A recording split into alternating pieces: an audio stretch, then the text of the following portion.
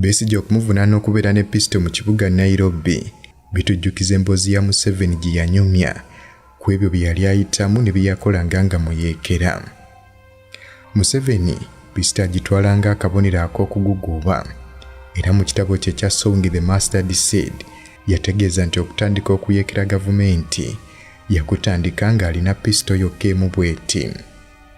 Nti era meetings ze yakubanga ne banne mu kibuga kino Nairobi, pisito eno yabeeranga nayo ng'agikwese mu jaketi.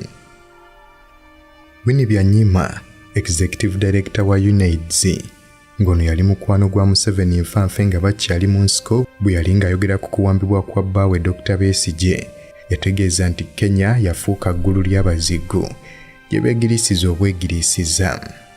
Era ng'embeera ya Besigye eno yeefaananyiririza ddala ebyaliwo mu Julayi wa 1982 abazigu bwe baagenda mu kibuga Nairobi mu Jamhuri Estate mu maka ga Baraki Kirya ne bamukwata.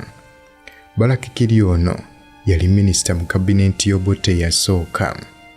Bwe baamukwata bamutwala ku Wilson Airport nga bwe baamujja ne bamutwala e Kisumu, obula oluvannyuma ne bamuvuga ne bamuleeta e Uganda nga bamuyisa ku booda e Busia.